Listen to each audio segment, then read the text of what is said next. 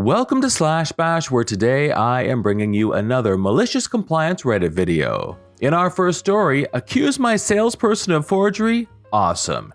Your service is cancelled. Let's jump right in. I used to be a sales manager for a business-to-business services company. We provided a service to business. Unlike a lot of companies, we would not auto-renew a client's service unless they signed a new contract. The contracts were generally for 1 to 3 years. All our contracts were signed on an iPad that recorded the GPS coordinates of where the document was signed, and we emailed the client a copy of the agreement instantly. In the email, we basically said, if you disagree with this contract or would like to make changes, contact us within 5 business days. If you don't, we will move forward and bill accordingly. In addition, one of the cancellation terms in the contract was dishonesty. If the client could prove we were dishonest, they had a right to cancel without penalty. If the client acted dishonestly, we had the right to cancel their contract with us. There was a client that was actually quite a small account, but always proved to cause a lot of headache for my reps. I remember calling the rep and going over the common issues I've seen with this client, and I stressed, get the signature on the iPad in his office. I also stressed that if the client wanted to cancel, let him cancel, because he's been proven to be very difficult to work with. Salesman went to the sales call, signature was signed, client service was executed according to the terms of the contract. 4 months later, I get an email from a customer service rep. The client is claiming that my salesman forged the client's signature. I did my due diligence before calling the client. I checked where the newest contract was signed. It was signed in the client's place of business via the iPad. I compared the signature on the newest contract to the many signatures on the numerous contracts we had on file with the same signer from the client. They were all very close. I also looked at the email that we sent to the client right after the contract was signed. The client opened the link to see his contract 65 minutes after the contract was signed and did nothing. Also, the link was open for several minutes. I opened up the client's current billing status. He was 45 days behind. He knew we didn't start charging late fees until 60 days behind, and at 120 days we would begin litigation collection account status. I called up the client, and this is how the call went. Hello, this is Luthier from ABC. I was told you are accusing my sales rep of forging your signature on the renewal? Yes, I never agreed to pay that much. I never would have. I told him to give me a discount, and I wanted to see it in writing before I signed. And did he give you a discount and show it to you in writing? No, he said he had to go talk to his boss, and I never heard back from him. Okay, and then what happened? Well, y'all kept up the service, and I noticed on my billing it hadn't gone down, but up in cost. And I looked back in my emails and saw the sales rep forged my signature, and that's illegal. Yes, you are right. If the salesperson did forge your signature, that is illegal. Well, good to see that we agree on that. After the contract was signed, regardless if the signature was forged or not, you would have gotten an email with a link to the contract asking you to verify that everything is correct, and if it's not, to let us know within 5 business days. Did you get the email? If you did get the email, did you review the contract? Well, yes, but I was pretty busy and didn't open the email until recently. I totally get it. We are busy nowadays, so assuming he did forge the signature, what would you consider an acceptable resolution to this? Would you want to end service with no penalty? Would you like a discount? I would want a discount. And what would you consider an acceptable discount? 3 months of free service. Got it. Well, Mr. Client, I got several problems with your claim that my sales rep forged your signature, and before I fire this salesperson for forgery and offer you a discount, I'd like to see if we can't address those problems. That sounds fair. The signature was captured on our iPads, which records the GPS coordinates of where the signature happened. Per the GPS coordinates, it happened inside your place of business. Well, he knows that, right? Yes, he did. That just means he forged it inside my building.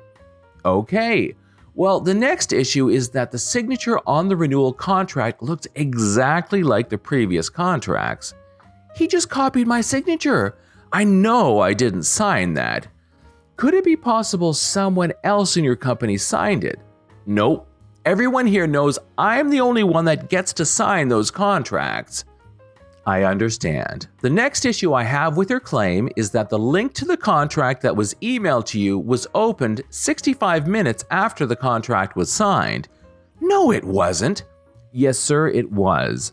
The reason why we have you click a link to view the signed contract is so we know if you opened the link or not. Not only that, it appears like the link was opened for several minutes, which to me would indicate the person who opened that link reviewed the contract. Also, the fact that no one ever responded to the email would indicate to me the person who reviewed the contract was fine. Are you accusing me of lying? Yes, and because of that, I will be canceling your service with us effective immediately. How would you like to pay your current balance? You are canceling my service and want me to pay? Yes, I want you to pay for the services we provided. I'm not going to pay. If you are not going to pay for the services we provided, I'm going to refer you to our collections department, and they will add late fees, and if you don't pay them, they will refer you to our law firm for litigation. We have a contract. You can't just cancel my service. Actually, I can. Since I have good reason to believe you are lying about the accusation that my salesperson forged your signature. Everything I have says you signed it. Our contract states that we can cancel your contract for being dishonest, and that's what we are going to do. Flip you. Then he hangs up. I referred the client to collections. He eventually paid them without us having to sue him. Honestly, we probably would have just sold his debt to a collection agency due to the dollar amount not being high enough to be worth it to sue. Story number 2. Shut my mouth? Fine, I'll sit back and watch you struggle. The school I currently work at went through an overhaul of assessment marking and submission policies. Important fact, all assessment marking was done by hand because we were still stuck in the dinosaur age. So the head teacher holds a meeting stating that all marking is to be changed to an online system where we would have to type a separate comment for each criteria for all assessment tasks rather than write an overall comment. You can imagine the uproar from all of the older teachers. They were super comfortable with writing, but can you imagine the two-finger typing method they were used to? Not to mention finding the letters.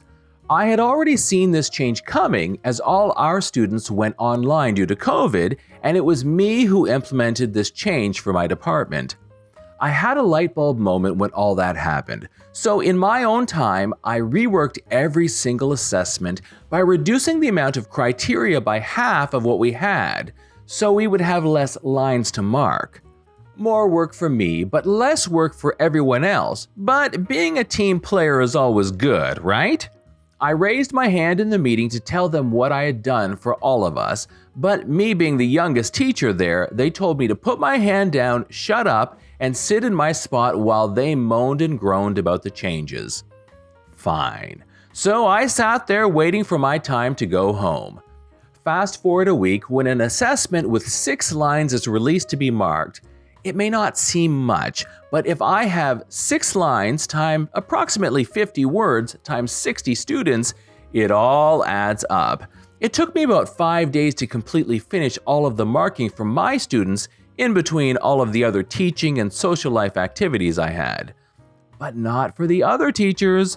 All of them had to bring work home every night, and some were also coming in as early as 5 a.m. as they were falling behind so badly.